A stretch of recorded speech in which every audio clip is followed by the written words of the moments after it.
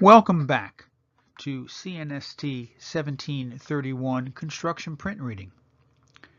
In this week's presentation, we'll be discussing interiors. In our discussion of structures so far this semester, we've talked about what is below ground, the foundations, what is above ground, the framing and the roof of the structure. We've talked about what encloses the structure, the exteriors, as well as the working parts of the structure, the electrical, mechanical, and plumbing. Now that we have created our structure with all these different parts, we're going to finish it off with the interiors. So we'll start by looking at sheet 3 of the brick veneer residence. Sheet 3 contains 4 elevations for the kitchen cabinets, A, B, C, and the elevation at the family room side. Now, this is a common way to show installation both for residential and commercial structures.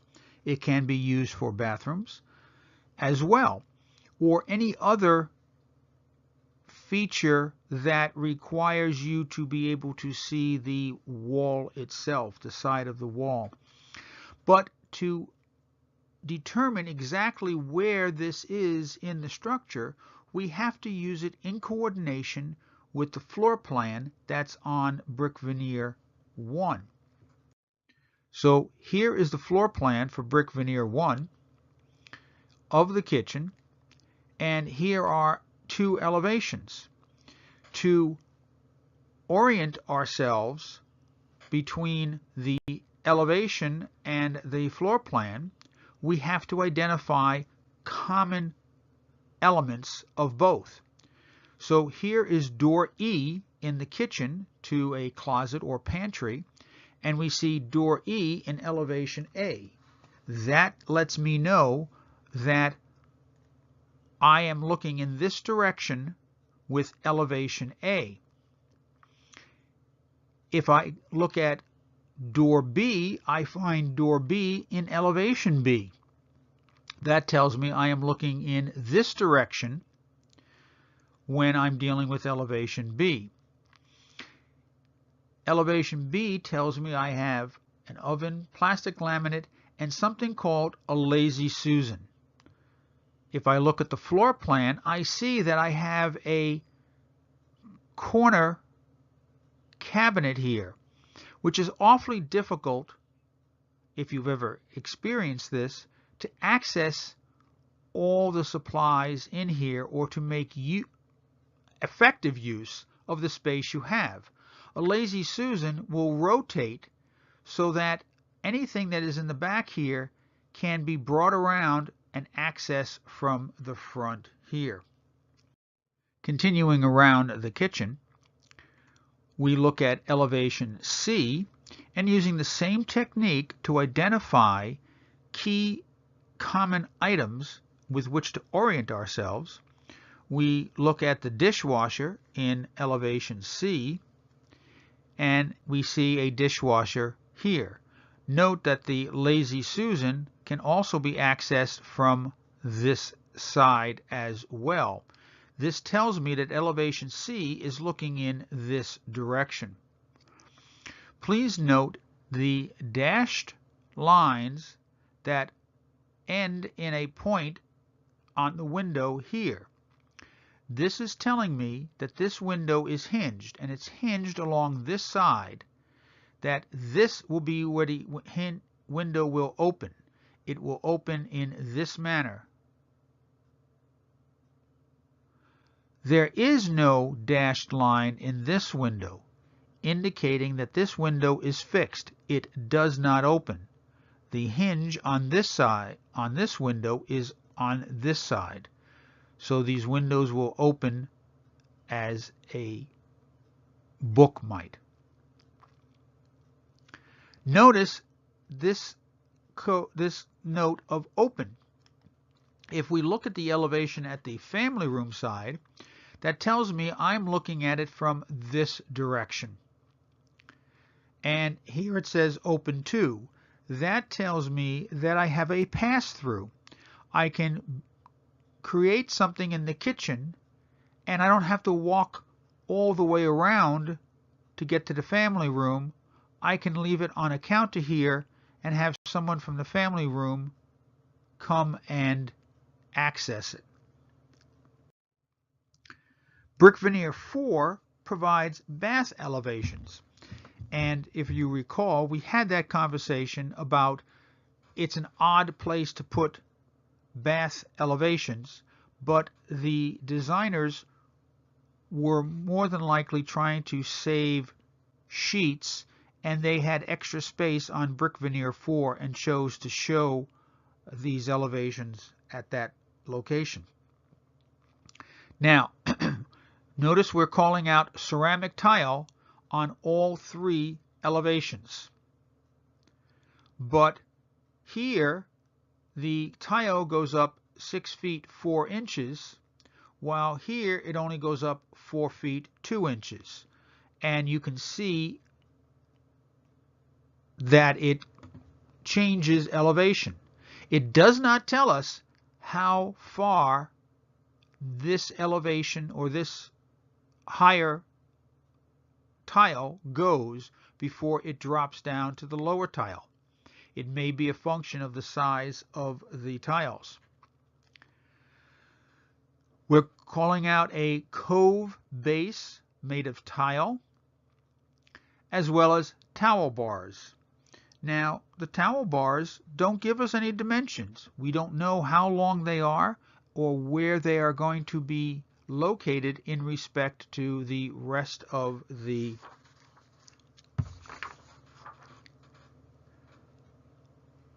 bathroom. And finally, a WC is a water closet. We ordinary folk call it a toilet. In this trade, in the construction industry, it is known as a water closet. A sink is known as a lavatory.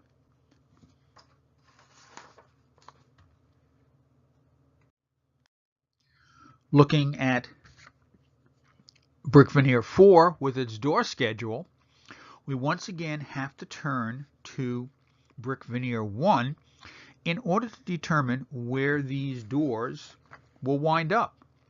If we look at door A, we find that it is on the porch and has galvanized steel faces on either side. We're told it is a steel-clad urethane core with a thermal break. It is obviously an entrance door. B says ditto. This is coming from the carport into the kitchen. Its type is ditto, which means the same as what came before, which means they are both entry doors. Door D is an entry into the basement from the steps leading from the carport. Notice it is a 2-panel 6-light door. When they refer to a door by the number of lights, they're talking about the panels of glass. So this is a door that has 2 panels with 6 panels of glass. Now, it is not steel clad. It is made of pine. So it apparently does not have the same security of doors A and B, even though it is, in essence, an entry door into the house. Door C is a sliding door. Door E is a pantry door or a closet door. And notice it is a HC flush. Now, there are no abbreviations telling me what HC is, but in the trade, it means hollow core. And what is a hollow core door? it is basically a door that has a cardboard or wood core inside with a solid wood frame, and then there's a wood veneer on the outside. And this is similar, another way of explaining what a hollow core door looks like. Do you have hollow core doors? If you've ever put a picture or a child's name on their bedroom door and find that the nail goes right through, you pretty much have a hollow core door. There really is no substance, because all we're doing is creating a inexpensive, lightweight barrier, and we're not trying to keep anybody out.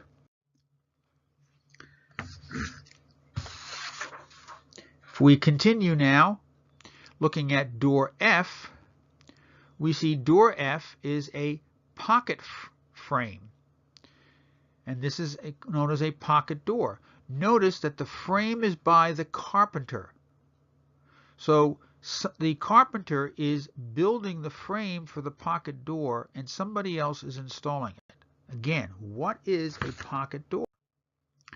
Here is a pocket door. Notice that the studs have been turned 90 degrees, so I have the thin side running parallel with the wall, and I have a space between the wall. It will create a thicker than normal wall, but it gives me a space for the door to slide through. So instead of the door swinging, it allows me to slide the door into the wall. It is a space saver for the door. I don't have to worry about having areas on either side of the door clear for the door to swing. However, because the door has to slide through here, it does not permit me to use this space for a HVAC duct, either cold air or forced air service supply. I cannot use it for wiring. I cannot use it for plumbing, because this space will be taken up by the door sliding into it. Continuing with our door schedule and brick veneer.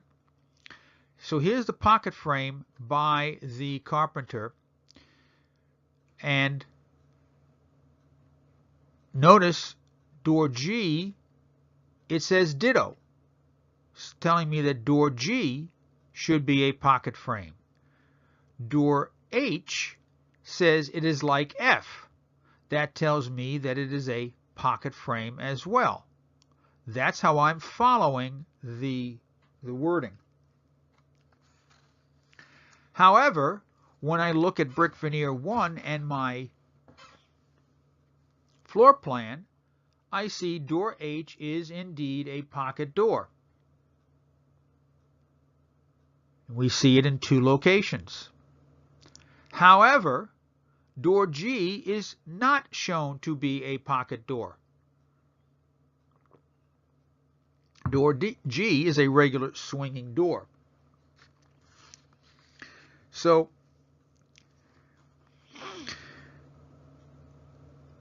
is that a problem? It may very well be, because this is telling me that I should be building a pocket frame, or the carpenter should be building a pocket frame, but this is telling me that that is not the kind of door I'm looking for. You need to be asking questions when you encounter something such as this. Door J. Door J are the bathroom doors. Notice they're in 2 locations. And this is a common way of describing what the door should be.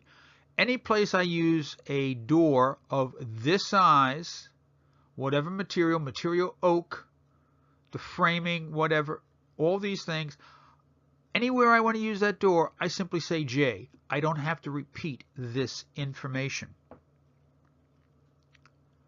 K is a closet door, and if we recall, we're kind of close to the entryway here. Notice there's a plate glass mirror on one side. Again, perhaps its purpose for having the mirror there is as you put on your coat and hat, you want to check your appearance just before you leave the house. L is another swinging door leading to a linen closet. And M is a pair of sliding doors. Notice bypass track by carpenter. Again, the carpenter has to do the track. Perhaps somebody else is installing the door.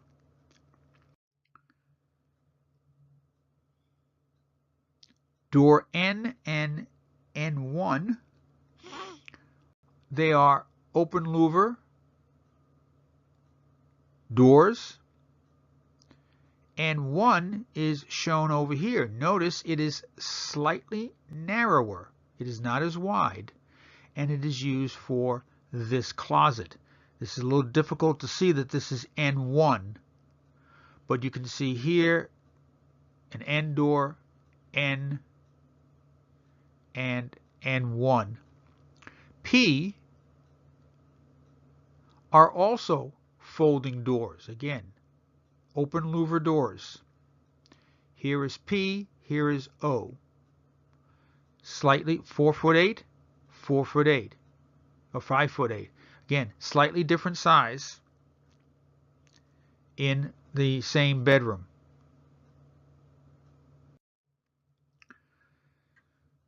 We turn our attention now to sheet A3 of the branch bank. Now, this sheet also shows a door schedule, but we've already discussed how door schedules work, and once you've seen one door schedule, the others tend to be the same. So that's why we're going to look at the interior finish schedule. This is telling me whether I am painting, I am using carpeting, wood tile, whatever. But again, to know where this has to be, I need to turn to another sheet, the floor plan from sheet A2, to see where these rooms are. So we compare the two. For example, here's the lobby, the manager's office, the workroom, the storage vault. Each one of these will tell me what I am to do for the flooring or the walls.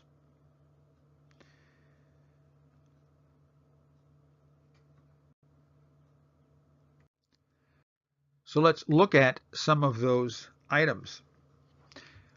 We are told what the floor shall be, what the walls will be, the ceiling, the base, and any notes that apply. Notice we have many rooms where the carpeting will be by the owner.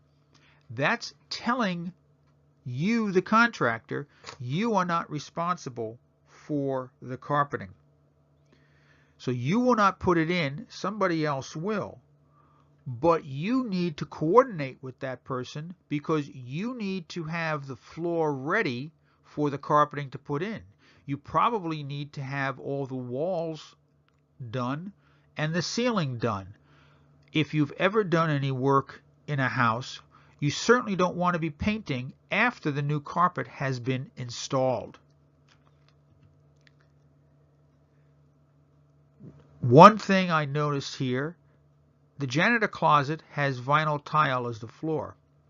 The storage vault has VT, which we can assume is to be vinyl tile.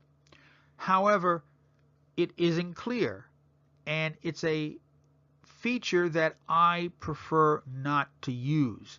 If you're going to call out vinyl tile, then call out vinyl tile. Do not put an abbreviation here unless you specify vinyl tile is parentheses VT.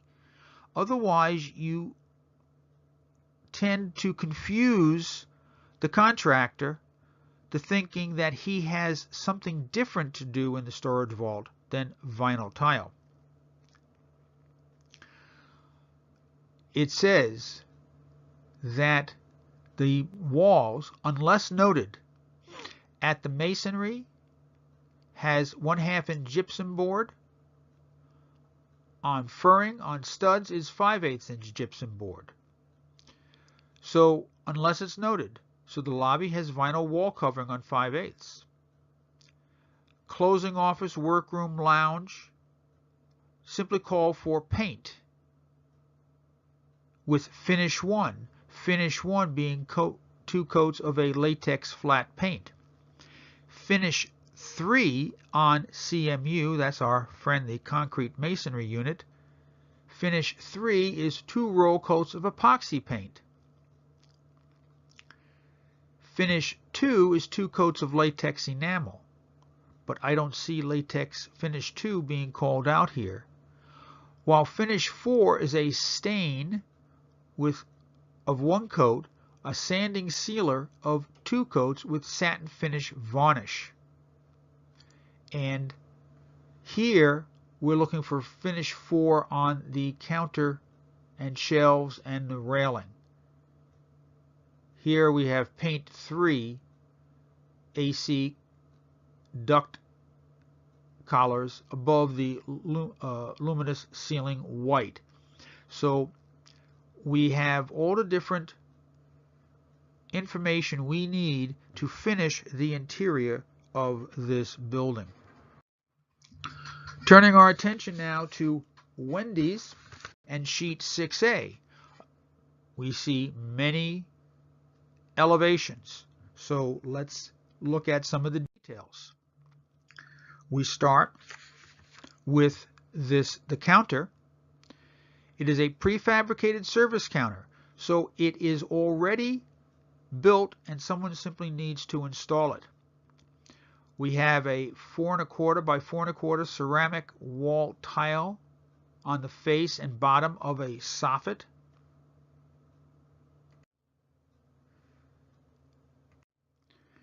Now, a soffit is defined as the underside of a member or part of a building. So this is enclosing something or just showing a drop down. But that's what the soffit is.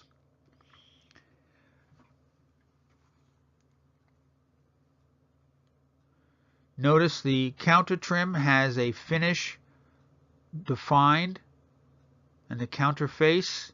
So somewhere we have defined these finishes so that the contractor knows how to complete this. And finally, we notice we have a tile base where the tile meets the counter edge. Wendy 6A also tells us where we are to put certain wall decor. Notice they are given numbers, so we're told what to have. There should be a schedule, and it may not be in this set, that describes what this decor will be. And that's telling them that number 1 will be in this location. Notice there's a wood base where there is carpeting. Now, we even have an area that tells us to put the founder's photo up. Wait a minute, that's not Dave. Sheet 6B has a number of more details for finishing. The detail for tile base, the stand for condiments, any planting decoration that will be required, carpeting requirements. So let's take a look at the floor and carpet plan. There are two different types of tile. There's a backroom tile and a decorative tile. Because this is where the work is being done, and we don't need decorative tile back here. But we do need it here because this is part of the customer area. Notice this note that says the front counter sits on a concrete slab, and the tile work is completed after the counter is in place. We do not want to waste tile underneath this counter, so we are installing this directly on the concrete slab of the building. So now we look at the other half of the customer area, and we see that this area is carpeted, and we are given a carpet seaming layout. We are told that we're getting a 90-foot roll of carpeting, and we are to unroll it with the seam running the width of the building. We then take another section and match it, and then we're left with a 12 by 40-foot length of carpeting, which gets cut in half and used to fill in the remaining gap. We're told to be sure we match the patterns and trim the selvages and butter all trimmed edges with latex adhesive. When there is a gap or a match between two pieces of carpeting, there's usually a tape that's put on underneath with a heat-sensitive adhesive, and the pieces of carpeting are sewn together so that they do not separate. So we'll talk about selvages in a minute. We are asked to power stretch to an architectural tackless strip, and then we are told about pattern repeats, because we are told to match the pattern, and these pattern repeats become important, and we'll talk about those in a minute.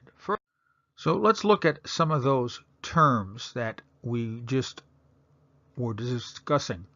Selvage, or sometimes selvage, which is a British spelling as used in the previous drawing. It's a corruption of the term self-edge, which is a self-finished edge of the fabric that prevents it from unraveling, and has been around since the 16th century. A tackless strip, on the other hand, is a thin piece of wood that's studded with hundreds of sharp nails or tacks, such as this. When it is nailed with these little tacks up around the perimeter, and then the carpet is stretched and fastened on the tacks that allow it to stay in place and not shrink back. If you've ever seen a carpet installer stretching the carpet, he uses a device that grabs the carpet and then slams it with his knee.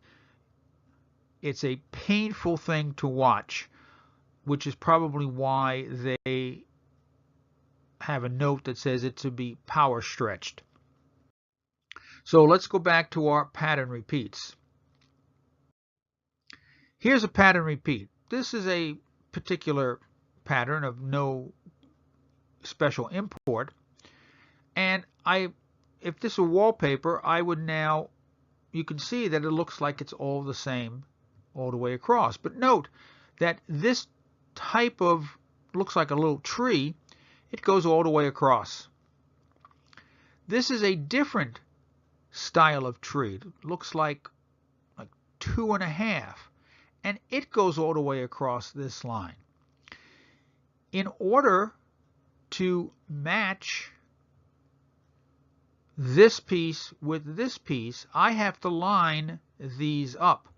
So this is my pattern repeat for this style of tree. This is my pattern repeat. So when we talk about 18 by 18, we're saying it repeats 18 inches across this way and 18 inches down this way. Here's another example of something called a drop repeat. Notice the repeat tends to work its way down at an angle. And sometimes they're not as easy as lining up the pictures. This happens to be from a room in my house, and this is where the individual sheets of wallpaper match, so that the only way you can get this lined up is to line up these little flowers. Of course, it becomes a little bit difficult because notice this flower kind of curves this way, while this flower curves that way.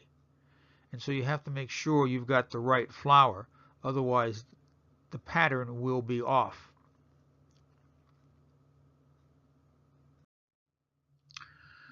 Let's turn our attention now to Wendy's sheet 6C. Here we've got some interior elevations of restrooms. We have the women's toilet room, and it tells me that the outlet to the distance from the floor to the outlet nozzle of the hand dryer is 3 feet 3 inches.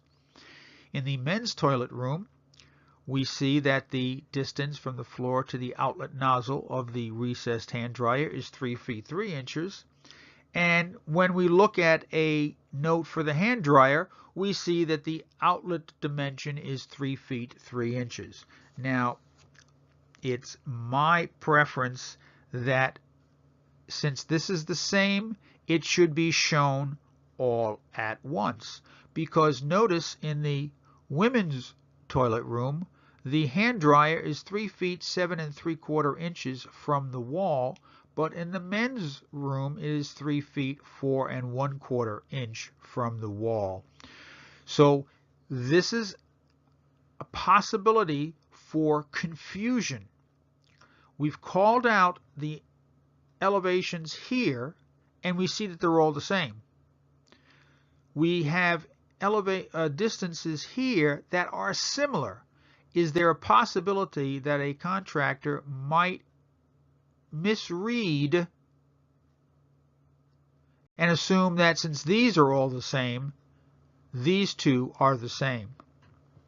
So that suggests rule number 7 is to say it once. Saying the distance required and saying typical of recessed hand dryers lets people know that wherever I see a recessed hand dryer, I want that outlet to be 3 feet 3 inches above the floor. Therefore, if you change it, it changes it for all, because the possibility exists that you may change it for 2 of them, but not for the 3rd. And now you've set up a problem. So continuing on sheet 6C, we see details for water closet, grab bars, and tissue dispensers. And again, we see that the toilet is referred to as a water closet.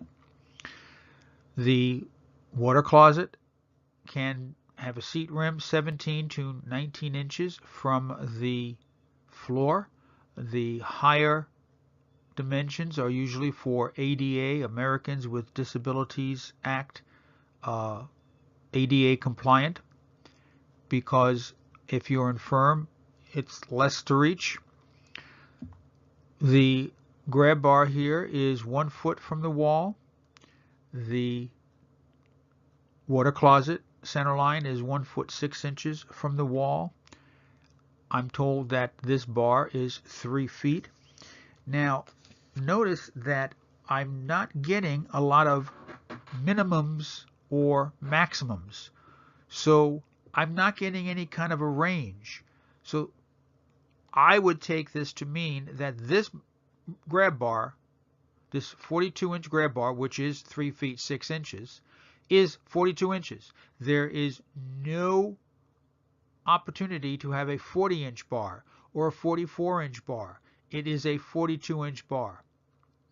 This will be 6 inches from this wall, 1 foot from this wall. No options. And hold sounds to me that this is a very, very fixed dimension. And I believe it is covered by certain codes. Wendy's 6C, again, the information on the vanity.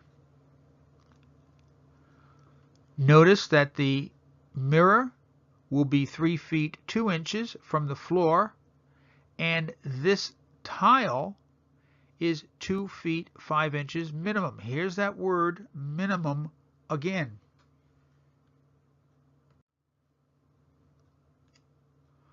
I'm told that this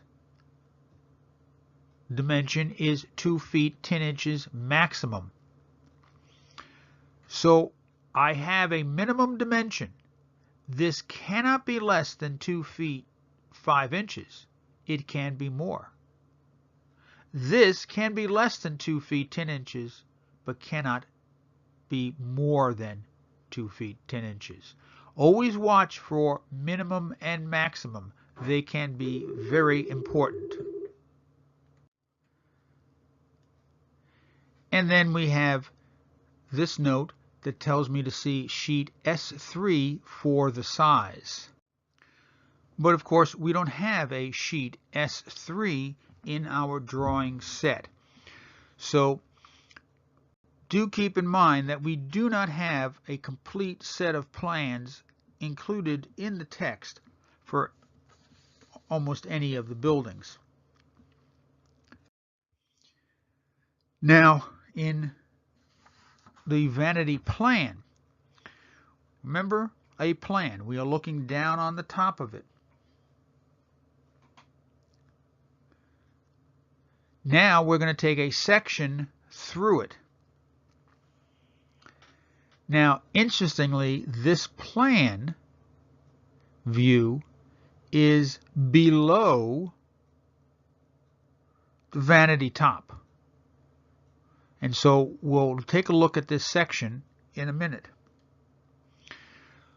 We are told that we have corian with an integral bowl. Bone is the color. Corian is a type of material used for countertops. The bowl is part of the countertop. So there's one unit. There are no gaps or spaces for dirt to collect. And notice, plank cut is below level of the vanity top. That's where the vanity is above us. So now I take a look at my vanity section. Remember, I had the wall here and I was looking at it this way.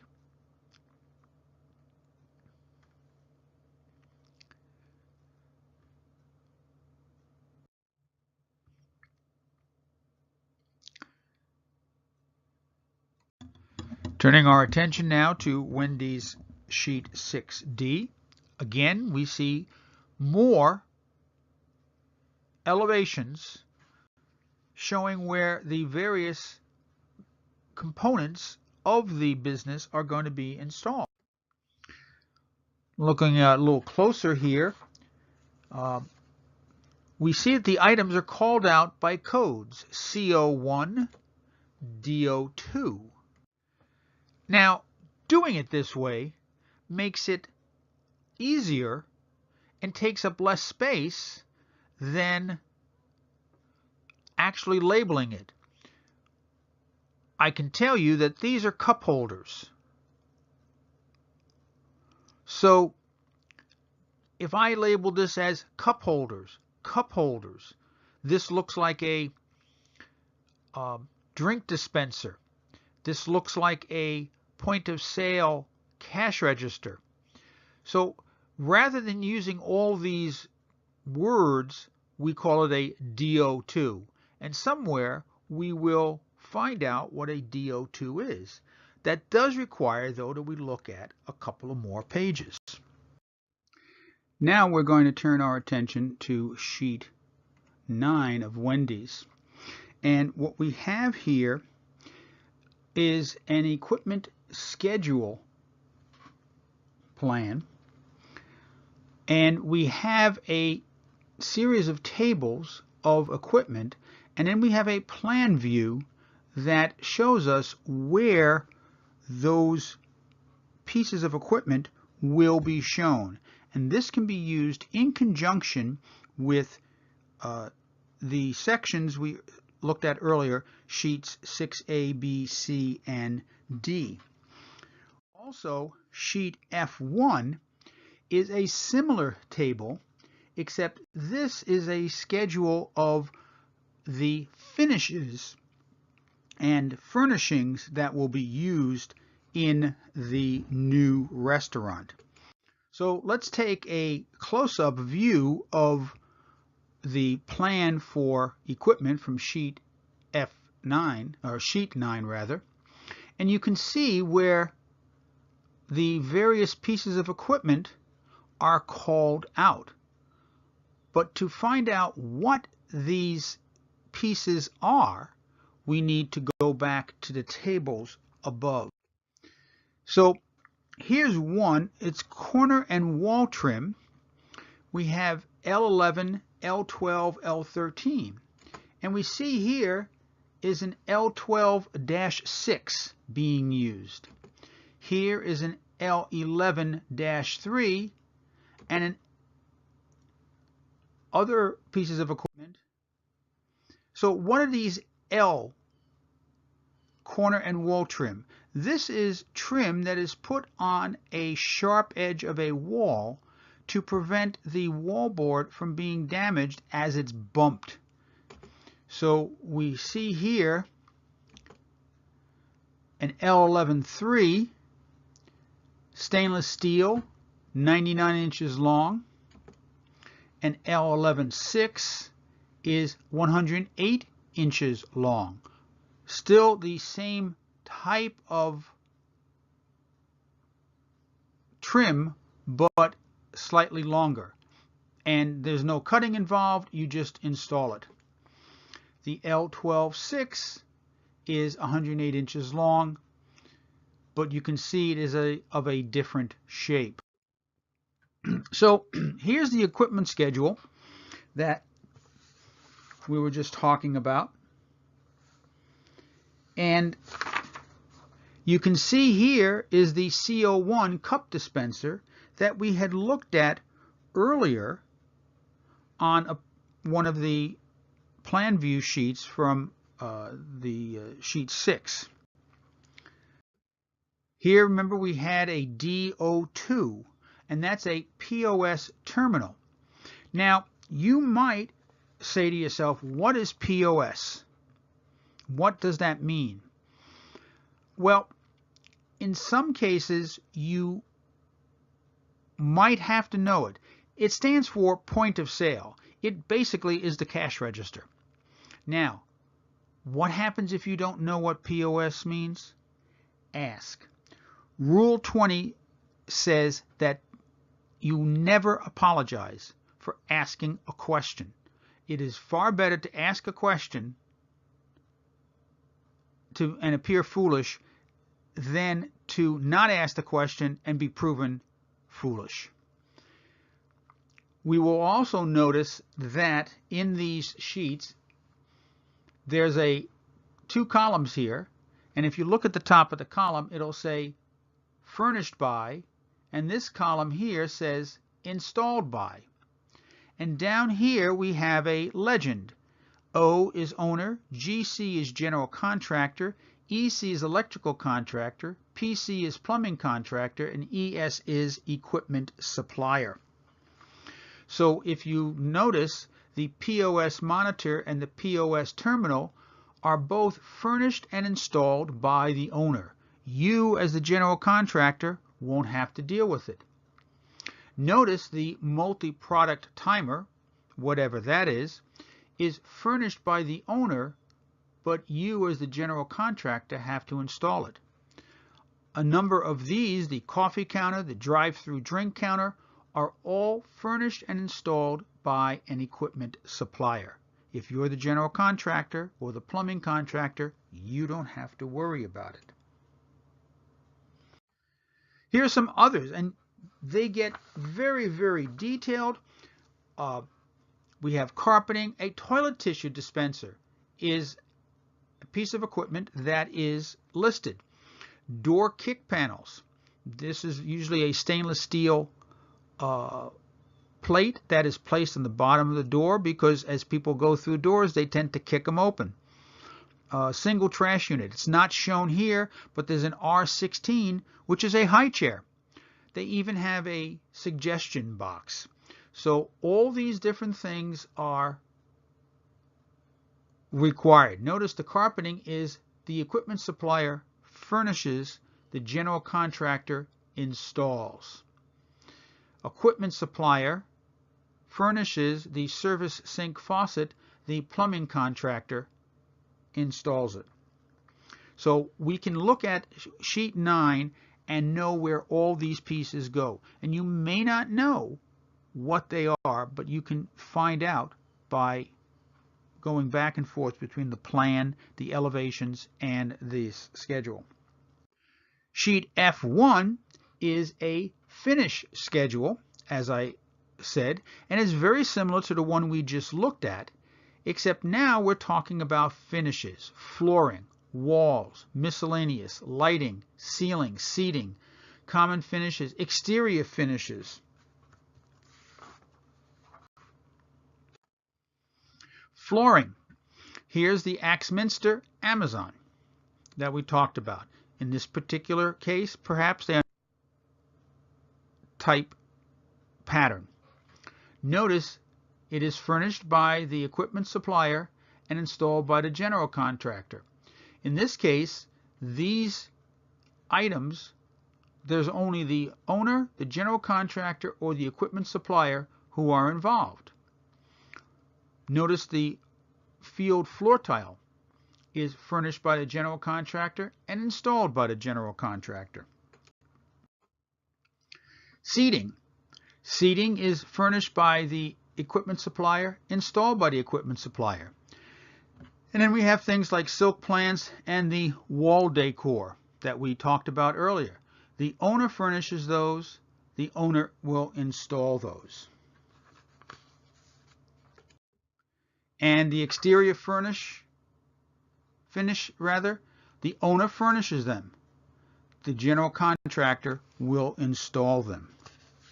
So let's take a look at what some of this will mean to you as a contractor. Supposing the tables are not installed on time.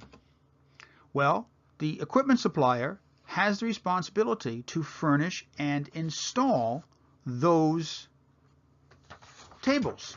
So if they're not installed on time, it's the equipment supplier's responsibility. However, supposing the tables are not installed on time because the carpeting has not been installed by the general contractor. Notice the carpeting is installed by the general contractor. You can't put the tables in until the carpeting is there. But please note that that would make the general contractor responsible, but also note that the carpeting is furnished by the equipment supplier. So if the carpet is not installed because the carpet hasn't been furnished in a timely manner, then the equipment supplier is responsible. What if the silk plants are not installed on time? Well, the owner has the responsibility to furnish and install the silk plants. So that would make the owner responsible for this delay. However, the wall decor is also required to be furnished and installed by the owner. So if it's not installed on time, the owner is responsible. However, what if it's not installed because the wall covering was not timely installed? You can't put a picture up if the wallpaper isn't up, if the walls haven't been painted. You can't paint or wallpaper around a picture. Well, we find that the wall covering is furnished by the equipment supplier and installed by the general contractor. So that would make the general contractor responsible because he hasn't installed the wall covering. But what if it hasn't been timely furnished, which is the equipment supplier's responsibility? Then the equipment supplier is responsible. So that's why it's extremely important to know who furnishes what item, who installs it, and the sequence. You can see here that the wall decor not being installed on time could be the owner's responsibility, the general contractor's, or the equipment supplier's responsibility. And if, depending on who you are in this chain, you need to be aware of what is going on. That's why coordination is very important. And we'll touch on what these kinds of changes, or I would say changes, what these kinds of changes will do to a schedule in a future presentation. So that ends our presentation for week 9.